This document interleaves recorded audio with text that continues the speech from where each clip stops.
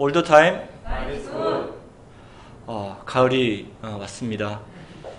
햇볕은 따갑고 바람은 서늘합니다.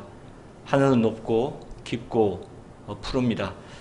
빨리 코로나가 종식되고 함께 모여 주님을 소리 높여 경배할 수 있기를 간절히 소원합니다. 오늘 말씀은 너무 유명하고 또 잘 알고 있는 말씀입니다. 좋은 말씀일수록 또 알고 있는 말씀일수록 반복이 되어야 된다고 생각이 됩니다. 고백하는 마음으로 말씀을 새기는 자세로 말씀을 깊이 묵상할 수 있기를 간절하게 기도합니다. 오늘 말씀의 제목은 주는 그리스도입니다. 요절 말씀을 읽고 제가 기도하고 시작하겠습니다. 시작. 시몬 베드로가 대답하여 이르되 주는 그리스도시요 살아계신 하나님의 아들이시니라. 감사하신 아버지 하나님, 주님께서 저희의 그리스도가 되시고 또 하나님의 아들이 되심을 인하여서 감사를 드립니다.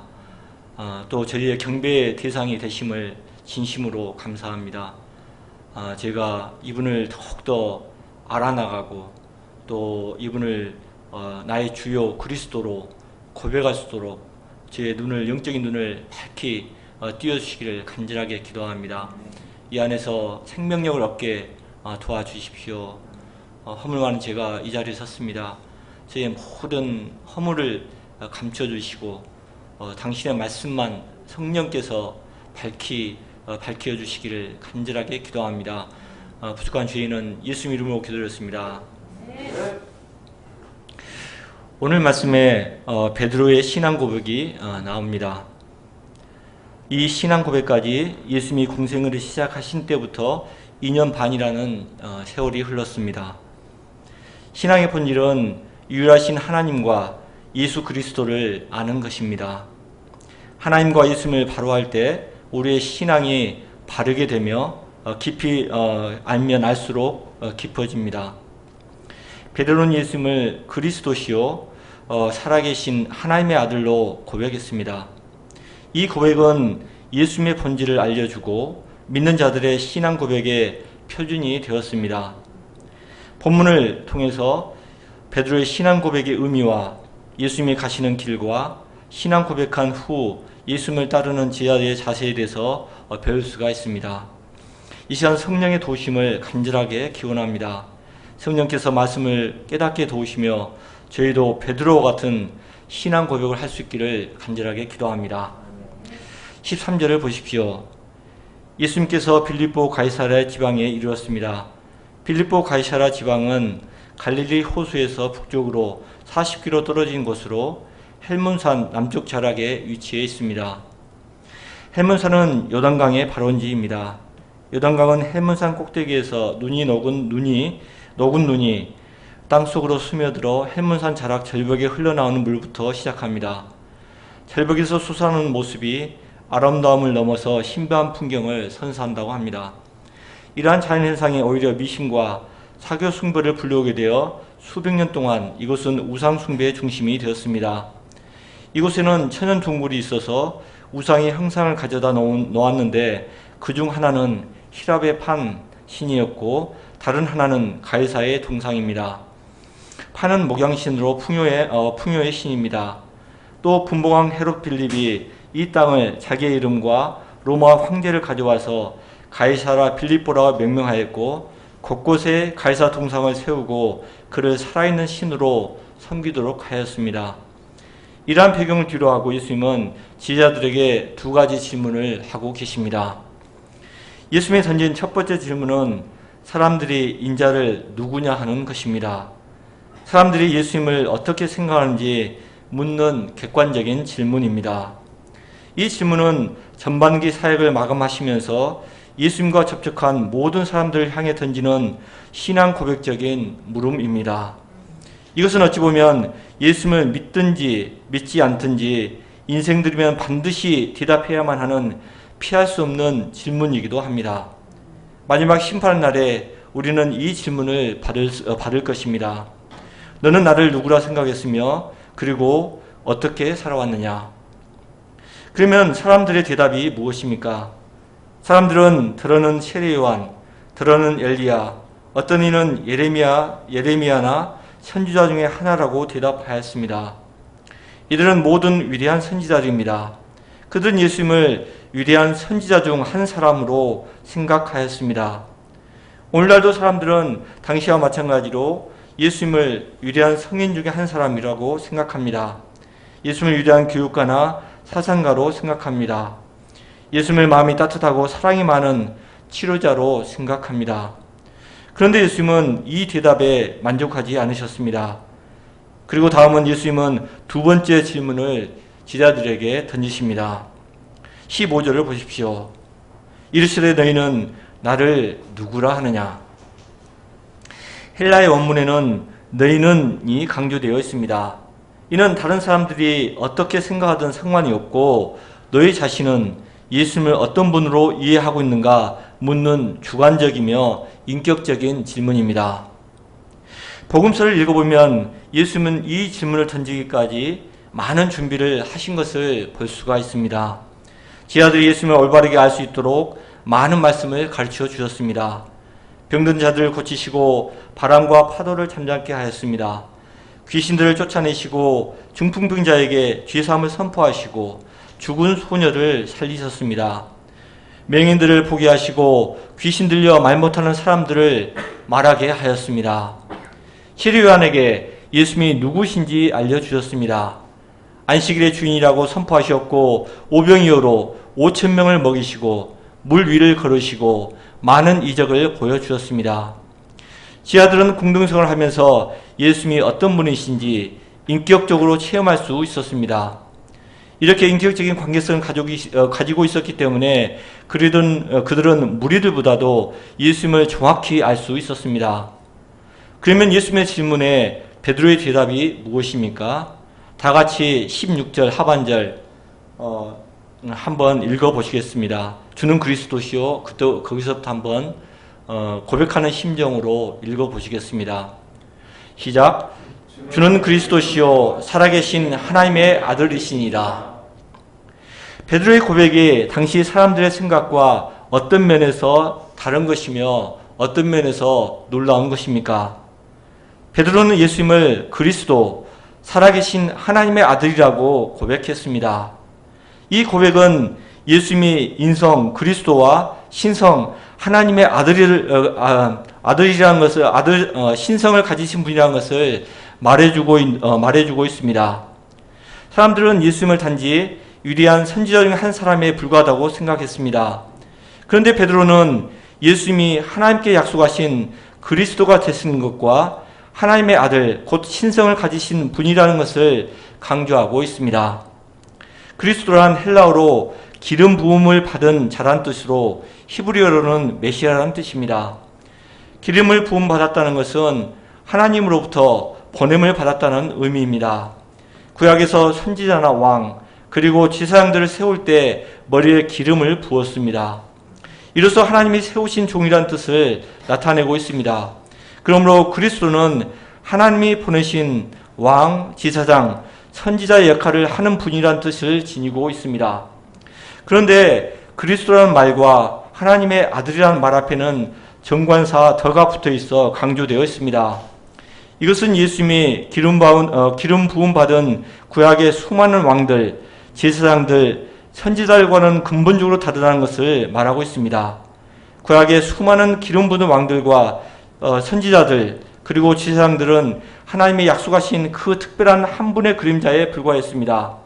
이 그림자를 뚫고 예수님은 오랫동안 예언되었고 바라오던 그 구원자, 전에도 없었고 후에도 없으실 바로 하나님의 약속하신 유일하신 바로 그 메시아가 되신 것입니다. 동시에 살아계신 표현은 오직 영원히 스스로 계시는 하나님께만 사용될 수 있는 강조의 표현입니다. 예수님이 하나님의 아들이시라는 것은 그분의 신성을 강조하는 말로 그분은 곧 하나님으로부터 이 땅에 보내심을 받으신 분이시요 하나님과 하나 되신 하나님의 본체시라는 것을 강조하고 있습니다. 결국 이 고백 속에는 예수님의 본질이 잘 나타나고 그분이 이 땅에 오신 목적과 그분이 하실 일이 무엇인지 정확하게 묘사되고 있습니다. 왕은 백성들의 통치자입니다. 백성들은 왕이 누가 다스리냐에 따라서 행복의 정도가 달라졌습니다. 다윗과 같은 왕이 다스릴 때 백성들은 공의와 정의를 누릴 수가 있었습니다. 그러나 왕조 시대를 살펴보면 의로운 왕들보다는 더 많은 불의한 왕들이 이스라엘을 다스렸습니다. 그로 인해서 백성들은 많은 고통을 당해하였습니다. 그러므로 백성들은 자신을 다스릴 한 흠없고 공의와 사랑이 풍성한 다윗과 같은 왕을 기대했습니다. 하나님은 마침내 그 약속하신 왕을 보내신 것입니다. 이 예수님은 구약에서 나오는 허물 많은 인간적인 왕이 아니십니다. 이분은 천국의 왕으로 백성을 사랑과 평화와 공평과 정의로 다스리는 분이 되십니다. 또한 이 예수님은 구약에 나온 허물 많은 평범한 지상이 아니십니다. 이분은 하나님이 약속하신 바로 그 지상이 되십니다. 제사장은 백성들의 죄를 들고 하나님께 나아가 제사를 드리는 사람입니다. 그러나 그들도 한 명의 죄인이기 때문에 동물로 피로 속죄함을 받아야만 했습니다. 그러나 예수님만이 약속하신 그 제사장으로 죄와 허물이 없으신 유일하신 제사장이 되십니다. 이분은 오히려 세상의 죄를 지고 하나님께 나아가셨습니다. 그리고 친히 자신의 몸을 희생제물로 드리는 유일한 제사장이 되셨습니다. 그가 십자가에 흘리신 보혈로 인류의 모든 죄를 담당하셨습니다. 또한 예수님은 구약의 많은 선지자 중에 한 분이 아닙니다. 예수님은 약속된 그 선지자로 그분의 지혜는 하늘로부터 온 것입니다. 예수님의 말씀의 권세는 신비롭고 사람들을 놀라게 하였습니다. 우리가 구약 역사를 살펴보면 한때는 아브라함과 모세와 같은 선지자들이 시대를 다스렸습니다. 다윗 왕조와 같은 시대에는 왕들이 다스렸습니다. 왕조가 무너졌을 때는 제사장들이 통치를 하였습니다. 그러나 이들의 통치는 불완전하였습니다. 그들이 하나님의 기름을 부음받았지만 죄악된 한 인간으로서 많은 실패를 하였고 나라와 백성을 구원하지는 못하였습니다. 그런데 하나님이 약속하신 그 메시아 예수님은 선지자이시며 제사장이시며 동시에 왕이 되십니다. 이 예수님 안에서 이 예수님 안에서는 인간의 연약함에서 나오는 실패가 없습니다. 이것이 가능한 이유는 예수님이 바로 하나님의 아들이시기 때문입니다. 예수님만이 대제사장으로서 유일하게 우리를 죄와 죽음에서 구원하시는 구원자가 되십니다. 예수님만이 그 선지자로서 참된 지식을 우리에게 가르쳐 주시는 분이 되십니다. 예수님만이 우리를 사랑과 정의로 다스릴 영원한 왕이 되십니다. 이 모든 말을 종합해 볼 때 예수님은 누구이십니까? 제자 요한은 이렇게 말합니다. 말씀이 육신이 되어 우리 가운데 거하심에 우리가 그의 영광을 보니 아버지 독생자의 영광이요 은혜와 진리가 충만하더라. 이분이 바로 우리의 경배의 대상이 되시는 하나님이 되십니다. 당시 가이사랴 빌립보 사람들은 풍요신, 목양신, 판신을 우상 숭배함으로 삶이 풍요롭고 안정되기를 원하였습니다. 또한 가이사 황제를 숭배함으로 세상의 권력을 지향하였습니다. 그들이 보이는 우상을 만들고 그 앞에 엎드림으로 먹고 사는 문제, 정치적인 소용돌이 없이 안정되게 살게 해달라고 빌었습니다. 그러나 이러한 우상들이 그들을 풍요롭고 평화롭게 할 수는 없었습니다. 오히려 가이사의 세력은 그들을 노예처럼 다스렸고 풍요의 우상은 그들의 내면을 이익심과 탐욕과 정욕의 죄로 더욱 가난하고 비참하게 만들 뿐이었습니다.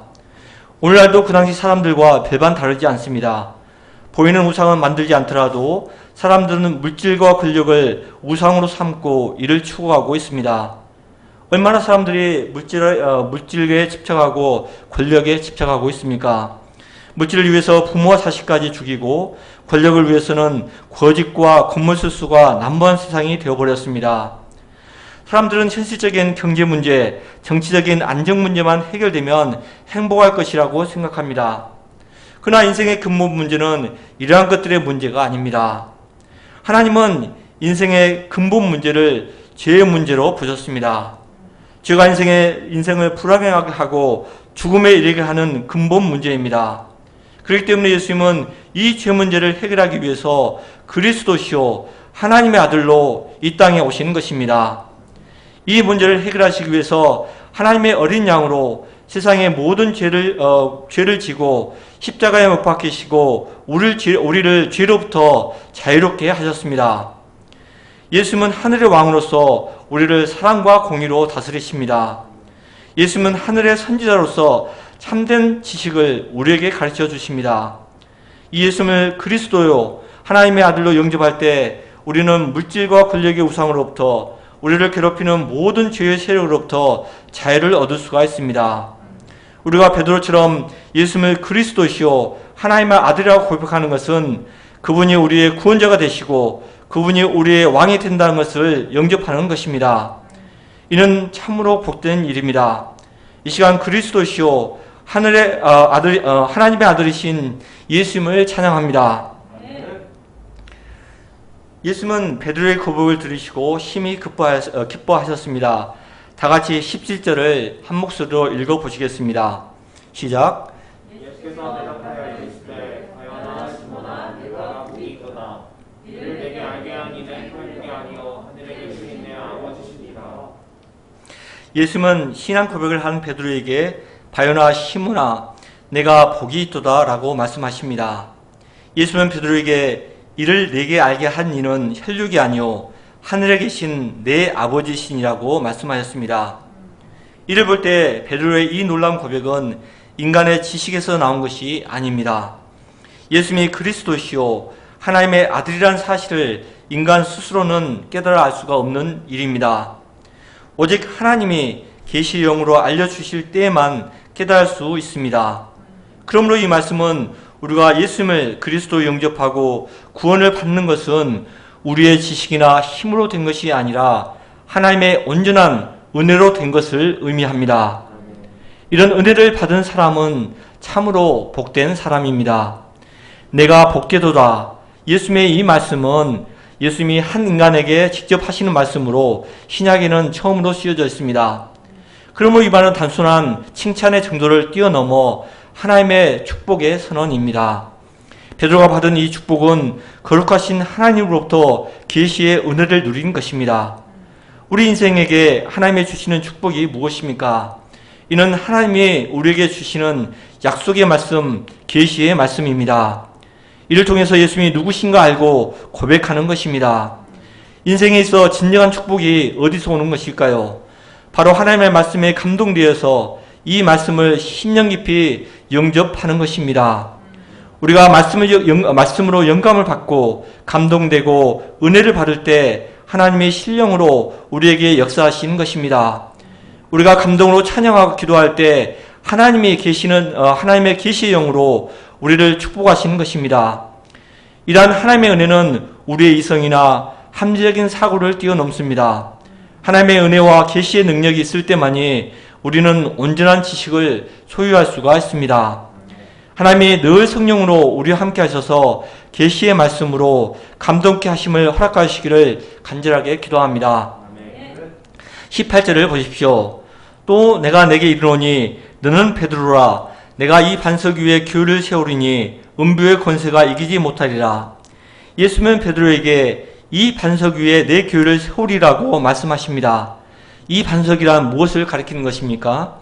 루터를 비롯한 종교개혁자들은 이 반석을 베드로의 신앙 고백이라고 정의하고 있습니다. 베드로는 12지자들의 대표입니다. 그의 신앙 고백은 지자들의 고백이라 할 수 있습니다. 이런 고백을 한 지자들은 교회의 기둥들이 되었습니다. 그러므로 교회는 예수님을 그리스도시요 살아계신 하나님의 아들로 고백한 사람들의 공동체를 말합니다. 교회란 에크, 못못으로부터 칼레오, 못못으로부터 부르다의 합성어로서 교회가 세상으로부터 하나님의 나라 가운데로 부르심을 받은 자들로 구성되었음을 암시하고 있습니다. 교회란 십자가가 달린 건물을 말하는 것이 아닙니다. 베드로 같은 신앙 고백을 통해서 구원을 받고 왕 대신 예수님을 섬기는 사람들의 공동체를 말하고 있습니다. 다음으로 예수님은 교회의 특권에 대해서 말씀하십니다. 먼저 예수님은 교회를 음부의 권세가 이기지 못한다고 하십니다. 음부의 권세는 죽음의 권세, 곧 사탄의 권세를 말합니다. 아무리 사탄이 교회를 무너뜨리려고 해도 결코 무너뜨릴 수 없습니다. 예수님이 주시는 생명을 빼앗고자 해도 빼앗을 수는 없습니다. 아무리 사탄이 공격을 해도 그리스도 피로 믿고 따르는 우리를 넘어뜨릴 수가 없습니다. 세상이 온갖 비난을 쏘아 부어도 예수 그리스도의 교회는 어떠한 예수님의 흘리신 보혈의 피 가운데 여전히 맑고 깨끗하게 존재합니다. 재난일지라도 전쟁일지라도 국가일지라도 어떠한 민족일지라도 또한 어떠한 질병일지라도 교회를 흔들 수 없고 이길 수는 없습니다. 예수님이 끝까지 교회를 지키시고 보호하시기 때문입니다. 다음 특권으로 교회는 천국의 열쇠를 가집니다. 19절을 다 같이 한번 읽어보시겠습니다. 시작. 천국의 열쇠를 내게 주리니 내가 땅에서 무엇이든 매면 하늘에서 매일 것이요 내가 땅에서 무엇이든 풀면 하늘에서 풀리라 하시고, 예수님은 지하들의 대표요 교회의 대표가 되는 베드로에게 천국 열쇠를 주시겠다고 약속하십니다. 또한 땅에서 무엇인지 매면 하늘에서 매일 것이요 땅에서 무엇인지 풀면 하늘에서도 풀릴 것이라고 말씀하십니다. 예수님이 교회에게 주신 천국 열쇠는 천국에 들어갈 수 있는 문을 열고 닫을 수 있는 권세를 상징합니다. 천국 열쇠를 주신다는 것은 교회를 통해서 하나님의 구원 역사를 이루어 가신다는 뜻입니다. 교회에서 구원과 심판의 말씀이 선포될 때 그 말씀을 듣고 죄를 회개하고 그리스도를 영접하는 자들에게 천국에 들어가는 은혜를 베푸십니다. 그러므로 천국 열쇠를 가진 교회는 힘써 구원의 복음 역사를 전파해야 합니다. 적극적으로 구원의 복음을 전파하여 천국 문을 열면 많은 사람들이 구원을 받습니다. 천국 열쇠를 가지고도 복음을 전하지 않으면 아무런 역사도 일어나지 않습니다. 교회 안에 천국 열쇠와 매고 푸는 권세가 영원히 남아 있습니다. 이런 특권이 있기 때문에 힘써 복음을 전하여 천국 문을 열어야 할 책임과 의무가 우리에게 있습니다. 베드로의 신앙 고백 후 예수님은 당신이 가야 할 길을 제자들에게 말씀하십니다. 21절을 보십시오. 21절을 다 함께 한번 읽어보시겠습니다. 시작. 이때로부터 예수 그리스도께서 자기가 예루살렘에 올라가 장로들과 대제사장들과 선생들에게 많은 고난을 받고 죽임을 당하고 제자들에게 요소나 베드로가 예수님을 그리스도라고 고백한 이후부터 예수님은 본격적으로 그리스도로서 가실 길과 그리스도를 따르는 제자의 길에 대해서 말씀하십니다. 왜 이 고백 후에 예수님은 제자의 길에 대해서 얘기하시는 것입니까? 이는 예수님을 그리스도로 진실하게 고백한 사람만이 예수님을 바르게 따를 수 있기 때문입니다. 그리스도가 가시는 길은 예루살렘에 올라가 장로들과 대제사장들과 서기관들에게 많은 고난을 받고 죽임을 당하고 제3일에 살아나는 것입니다. 영의 성경에는 must라는 단어가 2번이나 쓰였습니다. must go to Jerusalem, must be killed 라고 쓰여져 있습니다. 예수님은 반드시 예루살렘에 올라가셔서 장로들과 대제사장들과 서기관들에게 많은 고난을 받으신 후에 반드시 죽임을 당하였어만 합니다. 이러한 고난과 죽으심은 인간의 죄를 대신하여서 받는 대속의 고난이요 대속의 죽음입니다. 고난과 죽음 없이는 죄를 대속할 수는 없습니다. 그러나 예수님의 생애는 죽음으로 끝나는 것이 아니라 죽음 이후에는 반드시 다시 살아나십니다. 예수님의 고난과 죽음을 통해서 부활의 영광에 이르게 됩니다. 그러므로 예수님의 고난과 죽음은 절망과 슬픔이 아니라 부활의 소곡이며 영광과 하나님 나라를 완성하는 과정입니다. 예수님은 인간들을 죄와 죽음으로부터 구원하시고 영원히 다스리기 위해서 고난을 받으시고 죽으셨습니다. 궁극적인 승리와 부활의 영광에 이르기 위해서 십자가의 길을 가셨습니다. 이것이 바로 그리스도의 길입니다. No cross, no crown, no pain, no gain, no sweat, no sweat이라는 말이 있습니다. 고난이 없이는 영광에 이를 수 없습니다. 영광은 고난을 통해서만 이루어집니다. 예수님은 이런 진리의 길을 가시는 것입니다. 이 말씀을 하시자 베드로는 깜짝 놀랐습니다. 22절을 보십시오. 베드로가 예수를 붙들고 항변하여 이르시되 주여 그리 마옵소서. 이 일이 결코 주께 미치지 아니하시리다. 여기서 항변하여란 꾸짖다, 강력히 책망하라는 뜻입니다. 베드로가 예수님을 꾸짖었습니다. 당시 유대 사회에서는 약속된 메시아는 다윗의 자손으로 영광스러운 왕위를 회복하고 이스라엘의 모든 불법도 구원할 수 있는 힘 있는 왕으로 생각하였습니다. 그런데 하나님이 약속하신 메시아는 그들의 예상과 다르게 이사야서 53장의 예언처럼 인류 구속을 위한 고난의 종으로 오셨습니다. 베드로는 고난받은 메시아로서 예수님을 이해하지 못하였습니다. 그러나 사실 베드로가 이렇게까지 강력하게 항의한 것은 예수님의 고난에 대한 말씀이 예수님을 따르고 있는 베드로의 인간적인 소망과 기대를 뒤흔드는 말씀이었기 때문입니다. 베드로의 항변에 예수님은 어떻게 반응하십니까? 아, 너밖에 없구나. 나를 생각하는 사람이 너밖에 나를 생각하는 사람이 없구나 라고 하시지 않았습니다. 23절을 보십시오. 예수께서 돌이키시며 베드로에게 이르시되 사단아 내 뒤로 물러가라. 너는 나를 넘어지게 하는 자로다. 내가 하나님의 일을 생각하지 아니하고 도리어 사람의 일을 생각하신도다 하시고, 예수님은 항변하는 베드로를 뿌리치시면서 말씀하십니다. 사단아 내 뒤로 물러가라. 너는 나를 넘어지게 하는 자로다. 내가 하나님의 일을 생각하지 않고 도리어 사람의 일을 생각하는도다. 예수님은 수리자 베드로에게 사단이라고 말씀하십니다. 하나님의 뜻을 성취하기 위해서 가시는 그리스도를 넘어지게 하는 걸림돌이라고 말씀하십니다. 이는 그가 하나님의 일을 생각하지 않고 사람의 일을 생각했기 때문입니다. 이 말씀은 우리에게 뼈아프게 다가오는 말씀이기도 합니다. 우리가 하나님의 역사보다도 자신만의 장래를 생각하고 가족이나 친구들에 대한 동정심을 더 생각하고 세상에서 안락한 삶만을 추구할 때 하나님의 역사에 걸림돌이 될 수밖에 없습니다. 원치 않게 하나님의 역사를 회방하는 일을 할 수밖에 없습니다.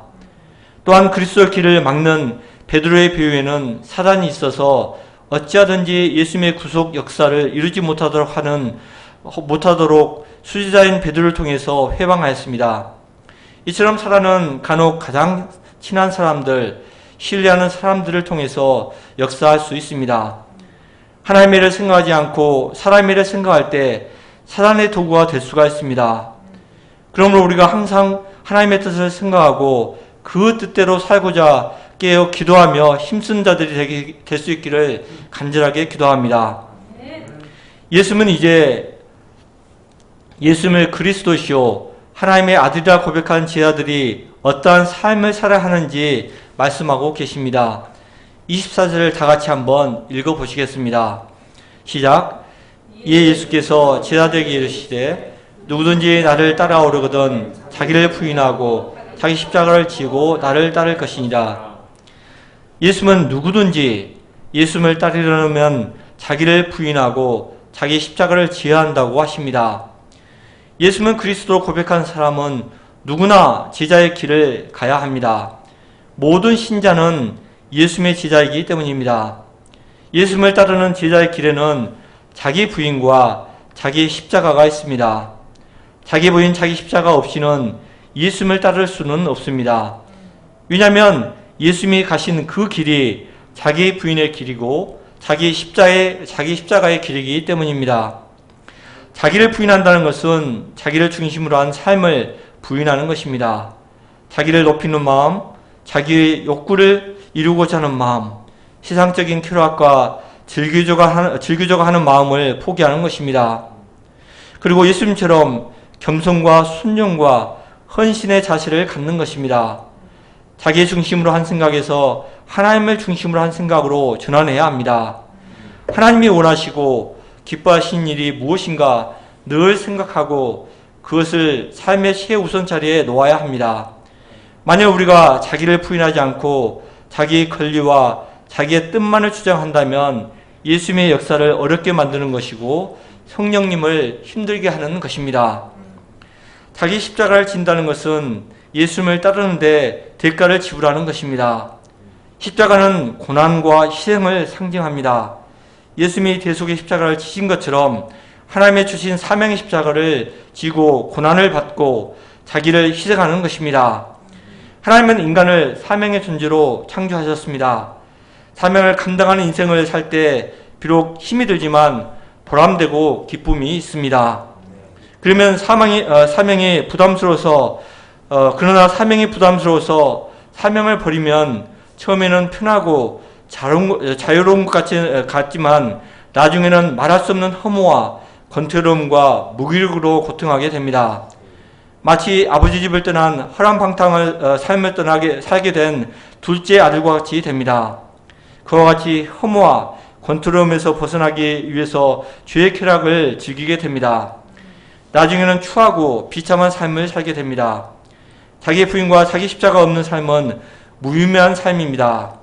자기를 부인하고 자기 십자가를 지고 예수님을 따를 때만이 그 삶에 기쁨과 보람과 생명의 열매가 있습니다.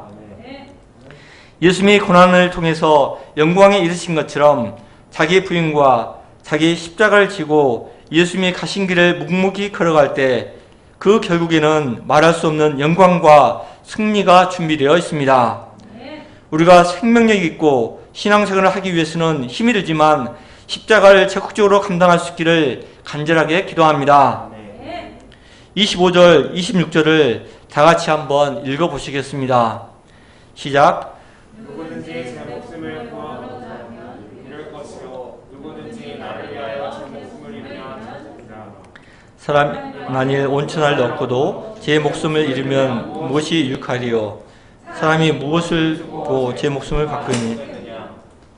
예수님을 따르기 위해서는 자기 목숨을 내놓을 각오를 해야 합니다.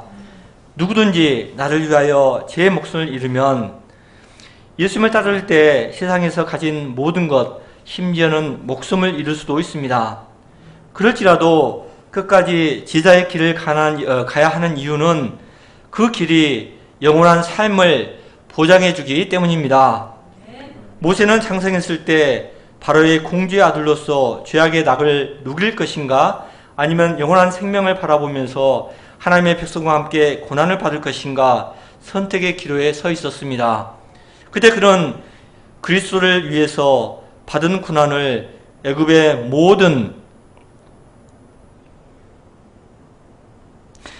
모든 보화보다 더 큰 재물로 여겼습니다. 그래서 미련 없이 바로의 아들로서 살던 삶을 청산했습니다. 그리고 하나님의 백성들과 함께 고난받고자 결단을 하였습니다. 우리도 그리스도 재림 때에 누리게 될 부활의 영광을 소망하면서 이 땅에서 그리스도의 고난에 동참하는 인생을 살고자 결단을 해야 합니다. 결단이 없는 신앙생활은 우리를 변화시키지 못합니다. 말씀의 기초에서 결단을 해야만 변화된 신앙생활을 할 수가 있습니다.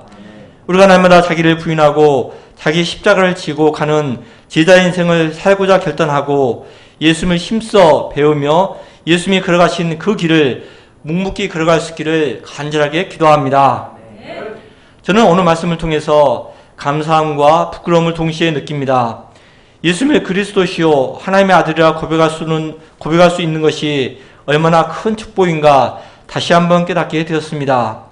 제 신앙 고백이 단순한 고백이 아닌 하나님의 계시로 되었다는 말씀이 깊이 영접되었고 감동이 되었습니다. 반면 이 계시의 축복을 받았음에도 제자로서의 살아가는 모습을 볼 때 자기 부인과 십자가를 지는 것보다는 안일한 삶을 살고 있는 자신을 보게 됩니다.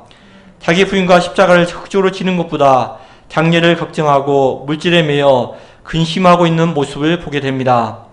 만일 예수님께서 마지막 날에 너는 나를 주요 그리스도시요 하나님의 아들로 고백했는데 너는 어떻게 살아왔는가? 라는 질문을 받게 된다면 어떻게 될까 하니 마음이 아프고 애통했습니다. 제가 제 안일한 삶과 세상에 둔 마음을 애통하게 회개합니다. 오늘 말씀에 자기 목숨을 잃으면 얻을 것이라고 말씀하셨습니다. 이 내 목숨을 잃는다는 자세로 예수님을 따라야겠다는 결단을 하게 됩니다. 제가 마음을 새롭게 하고 당신의 말씀과 기도 그리고 지도자들 삶을 신실하게 따라가는 자가 되기를 간절하게 기도합니다. 저를 불쌍히 여겨주시고 성령으로 인도하시기를 간절하게 기도합니다. 결론입니다. 믿는 사람이든 믿지 않는 사람이든 생존하는 것은 엄청난 가치를 가지고 있습니다. 먹고 살아가는 것, 더 잘 먹고 잘 사는 것, 아프지 않고 건강하고 행복하게 사는 것, 웰빙, 웰다이는 모든 사람이 추구하는 핵심적인 가치입니다. 그러나 예수님을 따르는 제자들에게 생존만이 전부가 아닙니다. 생존보다 더 중요한 것이 사명이라고 성경은 강조하고 있습니다. 예수님은 사명을 위해서 목숨을 잃으셨습니다. 제자에게 사명보다 생존이 더 중요하게 느껴진다면 그것은 제자의 길에서 벗어나는 것이라고 할 수 있습니다. 제자의 삶은 사명의 중심을 두고 있습니다. 사명이 있을 때 자기 부인과 자기 십자가를 기꺼이 질 수가 있습니다. 예수님이 그리스도시요 살아계신 하나님의 아들이시기 때문입니다. 우리는 무엇을 위해서 살아가고 있습니까? 사명을 위해서 아니면 단순히 생존을 위해서 살아가는 것일까요? 가치관이 묻어진 이 시대에 사명의 삶, 하나님이 우리 인생에 주신 삶을 살아갈 수 있기를 간절하게 기도합니다. 제가 기도하고 마치겠습니다. 감사하신 아버지 하나님, 갈 바를 알지 못하고 또 탐욕과 자기 이기심과 정욕으로 허무하게 살 또 심판받을 죄인들을 위하여서 그리스도시요 하나님의 아들이신 예수님을 저희 가운데 보내주심을 진심으로 감사합니다. 제가 이 시간 예수님을 이제 그리스도시요 하나님의 아들로서 고백합니다. 하나님께서 저를 긍휼히 여기시고 제가 평생 이 예수님을 따르길 수 있길 간절하게 기도합니다. 아버지 하나님, 죄는 게으르고 안으라고 또 죄악된 자들입니다. 주님, 죄를 불쌍히 여기시고 저날 결단을 하고 이제 제자의 삶을 갈 수 있도록 제 마음에 결단의 마음을 허락하시기를 간절하게 기도합니다. 그래서 부활의 승리를 이루어 나갈 수 있도록 도와주십시오. 감사합니다. 예수님으로 기도했습니다.